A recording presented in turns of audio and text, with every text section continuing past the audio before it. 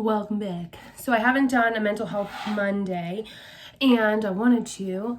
I haven't done it in a couple weeks because my life has been off the chisane, but here we are. So today I wanted to talk to y'all about getting a diagnosis and why you should not be afraid of getting a diagnosis. First off, I'm going to say I'm not a fan of medications, like whatever, no shame in my game. So if you think I'm going to come on here and say you should go get a diagnosis, you can go get medicated and like chill the fuck out, that's not what I'm going to say. Just hear me out.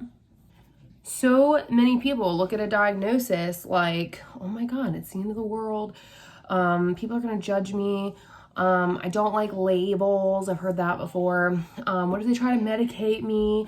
Like there's so many different things that people freak out about, but I want to give y'all a little bit of reassurance, and I kind of want to tell you a little bit of my story to explain to you why having a diagnosis is not the worst thing. So right before my 12th birthday, the month before my 12th birthday, I had my first seizure. And I found out that I was epileptic, and we tried a bunch of different medications until we got to the one that I'm on now. When we got to the one that I'm on now, my parents knew, but I didn't, that it intensifies all of my negative emotions. So I don't know if that's what my parents thought my problem was, but I would like fight really bad with my dad. I was very combative after that point. And my dad knew this, but I didn't. So I think that my parents never got me help because they were just like, oh, it's just the medication. It's not a big deal. So some years went by. I made some really crazy bad decisions, very like unhealthy, destructive choices, and I ended up getting pregnant. And when I got pregnant, some shit went down. We're not really going to get into those details, but some things went down. I ended up making the decision to place my child for adoption. And when I made that choice, my dad offered me to live with him. And when that happened, the only stipulation was if you're going to go through with this decision, you have to go to therapy because you can't get through something this big without help. And like, we can't help you. And I knew that wasn't meant in a mean way. They just never had gone through anything like that before. And I really did. I needed reassurance. I needed comfort. I needed tools. I needed help to get through what I was going through. So that was step one, was finding a therapist. I'm very fortunate because my stepmother's therapist recommended a therapist to me, and I had already met my stepmom's therapist. And she recommended me to someone who's a great fit for me. So after enough time in therapy, I remember one day I walked in and, I'm talking about what's going on in my life and da-da-da. And then my therapist pulls out her DSM-4 and she goes, I'm going to read these symptoms to you. Tell me if you think they relate to you. What my therapist read to me is as follows. Fear of abandonment, unstable relationships, unclear or shifting self-image, impulsive or self-destructive behaviors. By this point, I was already crying. Self-harm, extreme emotional swings, chronic feelings of emptiness, explosive anger, feeling suspicious or out of touch with reality. When I tell y'all that I bawled my little ass out right there in that chair, I mean, I bawled, okay? I cried, and I was like, oh my God, this is my life, and I'm like, how did you do that? How did you do that magic trick that you just did with my brain? And she was like, that's borderline personality disorder. And I was like, oh my God, what is that? And she was like, it's exactly what I just read to you. So getting a diagnosis for me at first, I was scared because I was like, shit, what's next? They're gonna medicate me. They're gonna tell me I'm crazy. Does that mean I have multiple personalities? Like what is, okay, and it doesn't, by the way, borderline is not multiple personalities. That's a common misconception apparently, and it's also not the same as bipolar. Two different things. Anyways, I was like, what the fuck is about to happen to me? Now I have this name attached to me, this tag, this label, and I don't want it. I'm not, there's nothing wrong with me, right? And the thing is, there isn't anything wrong with me. From there, what happened was I went and I did dialectical behavioral therapy, which is a mindfulness therapy that was created for people with borderline personality disorder. But what's fucking dope about DBT is that they found out that it works for pretty much everyone because it's just a mindfulness therapy. And I am obsessed with it. Like, I still refer back to it. I still do it one-on-one with my therapist now, and it's amazing. I love it. It changed my life, and I never had to take a pill once. And that's just me. That's my preference anyway. So I was really grateful. Well, after a while, my therapist wasn't really working out for me anymore, and I was kind of just standing still, and I didn't really know why. But she also wasn't specialized in borderline personality disorder, and there was a certain point where she was like, I might not be able to help you anymore. And I don't really know what to tell you about that. And I loved her to death. She was great. Like, I adored her as my therapist, but if they can't help, they can't help. So I found somebody who was specialized in borderline personality disorder. And here's the other thing is, like, if you get a diagnosis and the person that you're working with is not specialized in it and only has so many tools to give you, it's okay to look for somebody new. And I know that that's scary because I was fucking terrified. Like, I was terrified to start with somebody new because I was like, I have to start all the way over. Like, this fucking blows. But I said, fuck it. I got to do what's right for me. Let's do this. So I found my therapist that I have now who is specialized in borderline personality disorder. And she's amazing. And we do all these therapies that are extremely helpful. So we do DBT skills. We do trauma therapies. Basically, I just do a lot of talk therapies, and it has been so helpful, and I adore her. She's wonderful, and I'm the type of person that I need somebody who's going to be very blunt with me and be like, what are you doing? And that's just what I'm attracted to in therapists. I need a therapist to be like, bitch, I'm gonna hold you accountable. What's up? So here's the thing, right? I've gotten all of this help from therapists, and therapists are not licensed to give you any types of drugs, which is great for someone like me because I don't want them, okay? Also, for borderline personality, there's no FDA approved drug for BPD. You would have to medicate each individual symptom. And since the symptoms are not continuous, they're not like long lasting, they're whatever, you can't really medicate them because they're momentary. They change from moment to moment. So if you medicate them, it really doesn't do anything, to be completely honest. And I know this because I've done it before. I've been medicated. It did nothing for me. Talk therapy was the only thing that helped. Now, if you have something that is a chemical imbalance or something that requires medication, that's totally different, and that's fine. Do your research on your diagnosis before you go accepting whatever someone's throwing at you, because I think that there are some doctors who just throw pills at people because it's easier, okay? And I'm not saying that to be a dick. I'm saying it because I've seen it. I saw a whole thread on Twitter about someone saying like, oh, does everyone who's diagnosed with BPD take medication? And I was like, no. And so here's what I've learned is people with borderline personality disorder, like, therapists don't want to deal with us. Therapists don't like us. Like, they're scared of us. It takes a very special therapist to work with us because BPD is a very complex disorder, and it is what it is, but that's okay, right? Because the good ones will take care of you, and the ones who don't want to deal with you, they might throw medications at you. Like, I don't know. Really, it's up to you. But here's what I'm gonna just fill you in on a little bit. Therapists, they can't give you medication. If you just want to figure out what's wrong, go to a therapist first. So when I was younger, I went to a psychiatrist instead of a therapist first, and I spent about an hour with that psychiatrist, one appointment, and then he pushed pills in my face. I took those pills. I ended up feeling worse. I had suicidal tendencies and thoughts. I had more thoughts of self-harm, which is totally normal with starting medication like that, but it's still not helpful. And then I was just a zombie. And then people tried to tell me, well, you feel like a zombie because you have borderline and your emotions are usually so high that now when you feel normal, you think you're feeling nothing, but that's not the truth. I learned that along the way. We'll talk about that too. Here's the thing about having a really good therapist. When my borderline got really bad along the way, I've asked both of my therapists at separate times, I want to be medicated because I can't take feeling like this. It's intense. I can't stop it. I feel stuck. I feel alone. I feel angry. I feel tired. I feel depressed. I feel sad, whatever. And both of them were like, nah, B, because you know how to do this, and we have tools, and we're going to talk about it, and then we're going to work through it together like the full-ass adult you are. And that's what we did. We worked through it because I don't have something that requires medication. So we just worked through it together. And that's how you know you found a really good therapist, when they're willing to do the really hard work instead of just be like, here's some pills, bro, because they don't want to deal with you. Disclaimer, I'm not saying that everyone who gets medicated is with a therapist that doesn't want to deal with them. I'm saying that people who have borderline personality and they don't have a dual diagnosis, it doesn't make any sense. Medication makes zero sense. But I digress. Okay, all I'm saying is that finding a great therapist was life-changing for me. And getting a diagnosis was life-changing for me. And I am not the only one who feels this way. So I'm going to tell you guys a little bit about my family really quickly so that you can kind of understand why I have the views that I do and how they differ among the people in my life. So today I was talking to my older brother, and my older brother and I were talking about how my younger brother needs to get in some therapies because my younger brother is on the spectrum and he is capable of being self-sufficient, but he requires some help to get there because, you know, you're on the spectrum. He's high functioning, but he just needs some help to get there, right?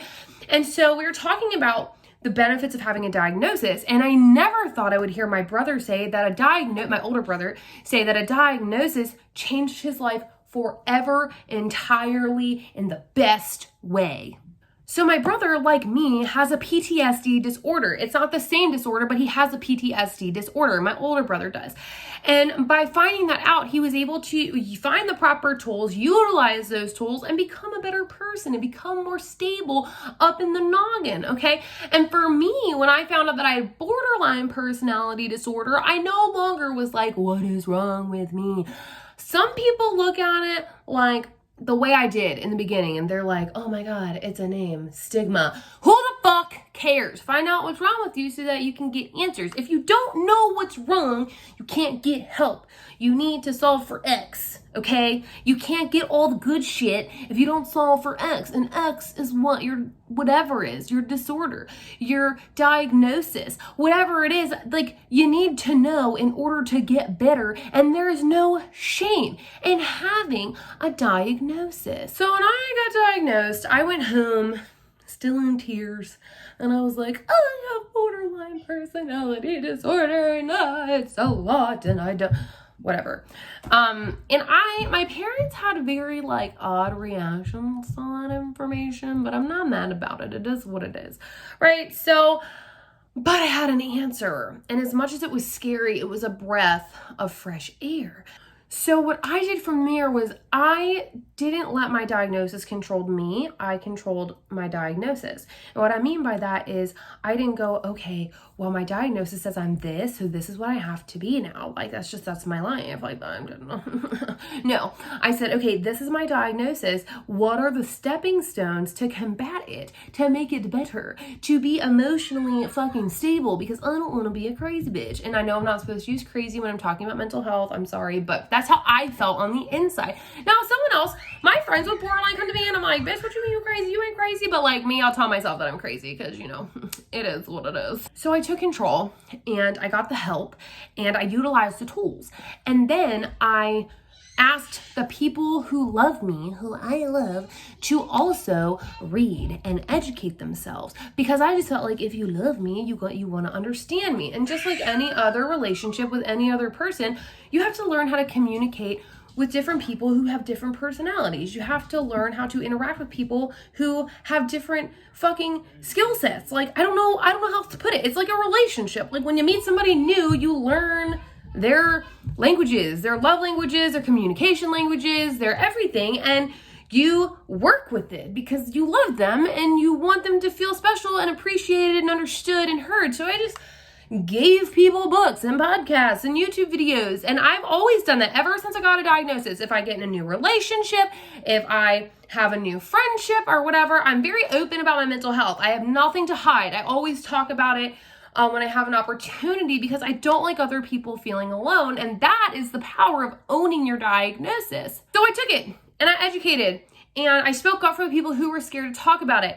And I've just done everything I can to be as positive about it as possible and focus on the good things, because there are good sides to borderline, as much as it seems so bad when you get a title, right? My dad's the type of person where he's like, I don't believe in titles and labels. And I'm like, Dad, it's not a label, it's a diagnosis. It's not the same. It's like going to the doctor and them being like, yep, you have whatever, like a cold. Okay, it's literally, it's a diagnosis. It's okay.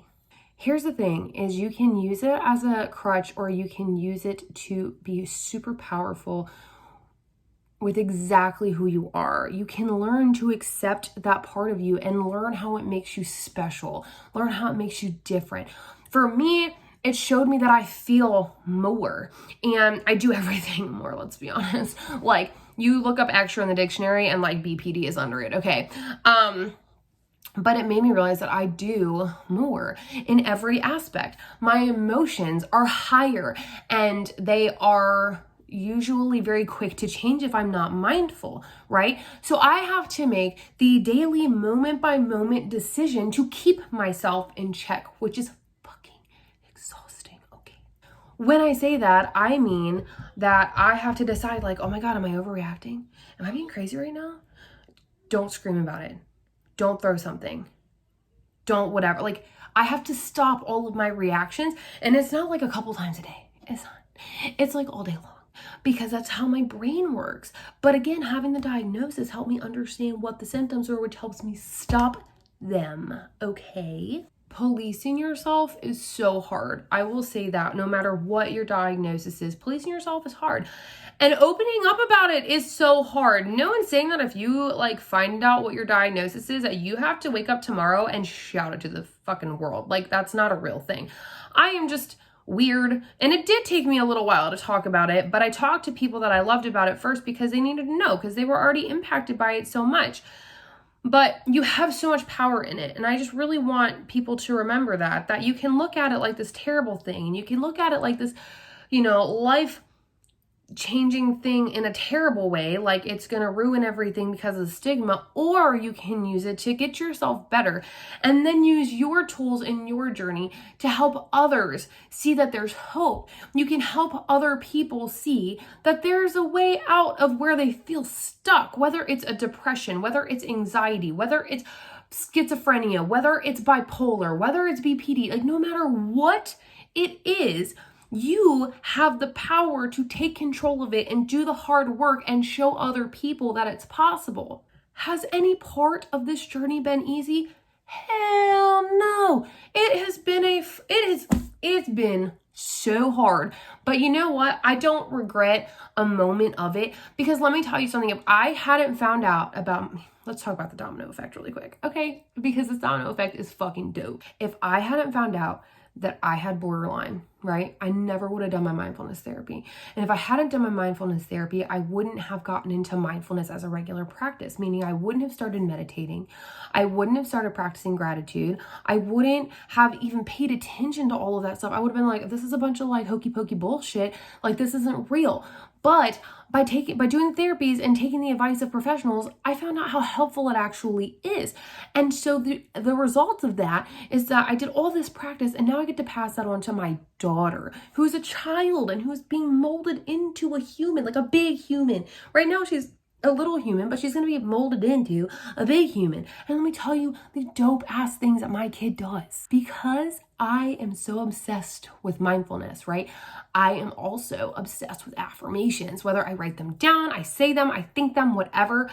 I love them.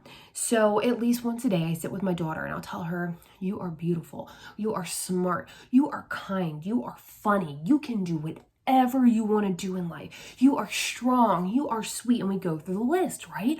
And it is like the best thing, because she always would just like listen and be like, and she was just adorable, because kids are adorable, okay? But now I'll go, you are, and she goes, smart. And it just warms my heart. She finishes my sentence for me. And I'll be like, you are kind. And my daughter gets to grow up with a sense of self-worth. And she gets to grow up with this empowerment that she wouldn't have had I not gotten a diagnosis, had I not gotten the tools and done the work and then passed it on to her. Here's the thing. We all have whatever shit we have, right? And a lot of times it's either genetic or it's environmental, right? It's been passed down from generation to generation to generation to generation and whatever. So like mine is a little bit of both. I have an overactive amygdala, and my environment directly affects how intense my symptoms are, right? So, growing up, we had a lot of stuff between my parents and it was hard. And it just wasn't a super healthy environment 100% of the time. And in those times when it was really bad, I was not good. And it was like that forever. I don't even know when it never really stopped, but until I did the work, it was just always this like up and down thing. And nobody had the tools to give us to make it better, because my dad has things, all my parents have things, all four of my parents have things that they hadn't worked on at that point. So all they knew was what they knew. They knew what they grew up with. They knew what tools they had. They knew what traumas they had and what behaviors they had shown to them and what treatment they were given. That's all they had. They didn't have the tools to help us. So we grew up in the mixture of all of this chaos, right? And all these people with their different problems and thinking that it was normal. And then we got older and we realized that it wasn't necessarily normal, but our parents were doing the best that they could with what they had. And I am so appreciative for that. Even though my life could have been so much different, I'm still so grateful that my parents did the best they could with what they had, right? But knowing that, I had to make a conscious decision to break the cycle of having issues and not confronting them and then passing them on to my kid, because I don't want my kid to be like I was as a teenager, a middle schooler, a young adult. I don't want her to go through those things. So I take these tools and I practice them with my baby. And it's so wonderful, even if it's small things. My daughter does not understand gratitude right now. That's totally fine. Whatever. But if I can start her off with affirmations, that's fucking dope. I've also worked really hard on helping my daughter identify and talk about her feelings, because kids should be allowed to do that. And kids don't want to listen to your feelings until you acknowledge theirs. But you can't acknowledge theirs if they can't explain theirs. And if they don't know how to explain their feelings, it's just a lot of temper tantrums. And as a parent, you're just like, the fuck is going on? Tell me what is happening. And most of the time kids are just like, because they don't understand what they're feeling. And that's totally fine.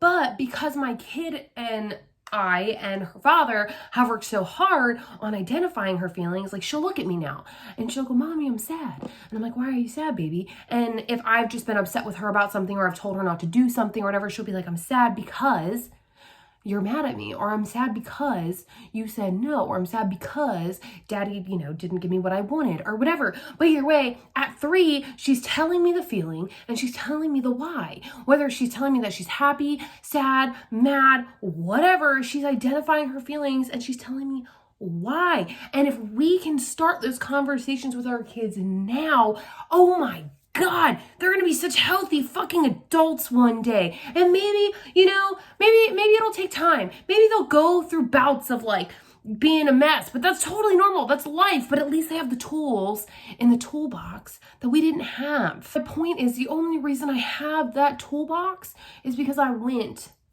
and I got help and I got a diagnosis. And the domino effect from that diagnosis has been astronomical. It has been life-changing for not just myself, but my family.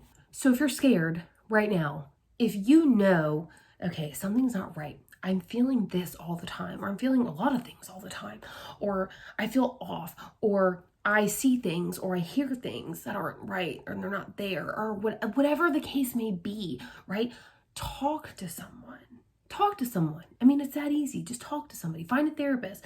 There are therapists who work in network with any fucking company. You can find a therapist. And if you don't have insurance, there are plenty of people who work with people who are underinsured or uninsured or are insured with the government or what the fuck ever.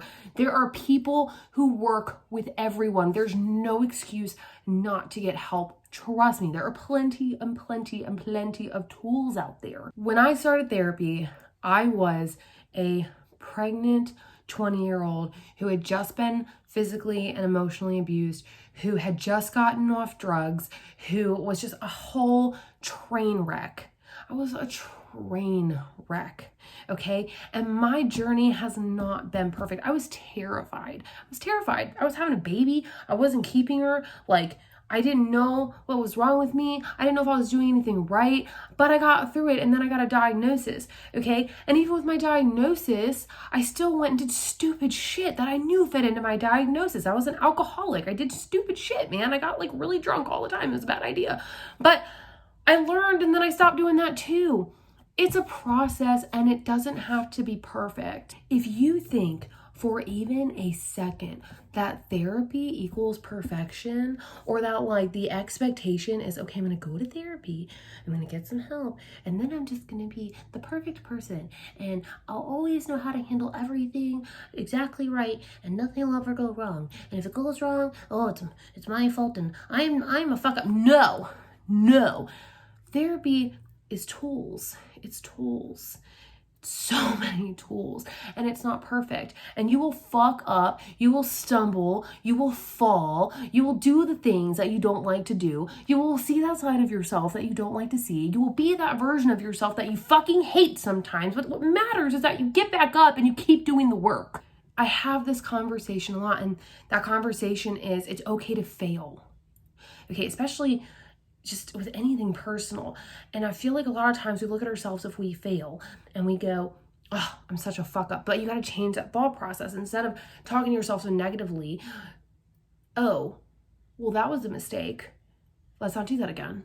You know what I mean? And if you do it again, you go, oh shit, well, that happened again. Well, let's try not to do it again. You know what I'm saying? So failure, make up the steps to success, right?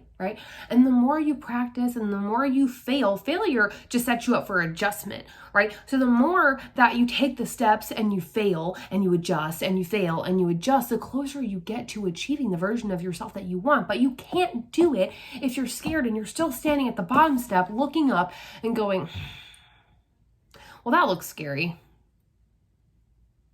Yeah, it's fucking scary. Now go. Do you know what's scarier?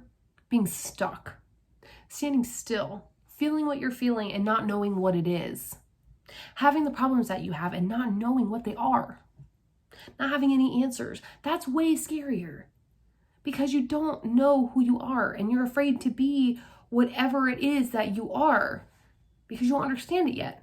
But the sooner that you have something to say, something to hold on to, something to understand, the sooner you can understand yourself and you can give yourself grace, which I think is so important. Oh my God, it's so important. The stigma behind mental health is obnoxious, okay?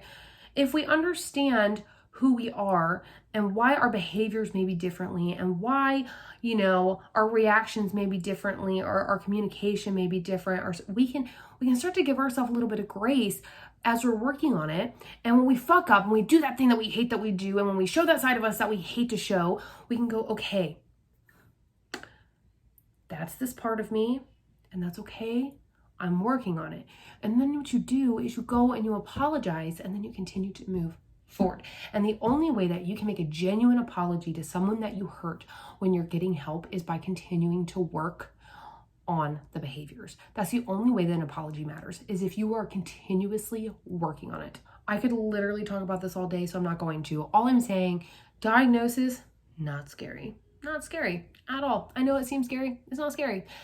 And if you're still scared of it, you can comment, you can inbox me. I don't care. I'll talk to you about it. It's fine. Like, you're going to be okay. You would be shocked at the community, the mental health community that is available to you as well. You're not alone. You're never alone. There's so many people going through exactly what you go through all the time, but you don't know because you don't know what it is yet. So just take the leap and trust me. Trust me. And then after you take the leap, just be willing to accept and be willing to do the work, and then be willing to make amends. Because somewhere along the line, you probably done fucked up, and that's okay. You just have to admit it to yourself and move forward. Just know that I'm a huge fucking mental health advocate. And if you are ever feeling alone, if you're ever feeling like you have no one to talk to, if you were ever feeling like you were stuck, if you were ever feeling like you were at the end, you can't push anymore, you can't fight anymore, you can't do it anymore, let me tell you something right now. You are strong. You can push, you can fight, and you will make it. It is hard, But we also have to remember that we don't have to fight all the time. We are allowed to take a break. We're allowed to take a mental health day. We're allowed to cry. We're allowed to feel. We're allowed to talk about how we feel. We're allowed to do all of those things. You don't have to be strong all of the time. Like I said, give yourself grace. And remember that permanent solutions to temporary problems are not the answer. Okay? And I will personally hold myself to the standard of being there for you when you feel like there is no one, okay? Because that is how passionate I am about mental health, and that is how important this is to me, because I have felt that way before, where I felt like I had no one and I was just ready to give up. And I am so fucking glad that I didn't give up. If I had given up, I wouldn't have my daughter. I wouldn't have either of my daughters. I wouldn't have watched my little brother graduate from high school. I wouldn't watch my nieces grow up. I wouldn't be in the career that I love. I wouldn't have the friends that I have. I wouldn't have the growth that I have. I wouldn't be able to touch people's lives the way that I'm able to touch people's lives and have those people touch my life the way they touch my life. I am so glad I didn't give up. And if you're seeing darkness, keep fucking hammering. Take a break. Take a breather, but then keep hammering, because on the other side of that darkness is so much fucking light. There's so much light, and there's so many dope ass people. And I'm happy to give you dope ass people to follow on the interwebs who will be there for you as well, because I know them and they are amazing and kind and loving, and they have nothing but positive energy to give. On that note, you're beautiful, you are worthy, you are capable. I believe in you. You're strong. You've got this. You've got this. And if you need me, I'm here always. I will see you guys on Wednesday. I'm super excited. But until then, stay safe. I love you guys. Bye.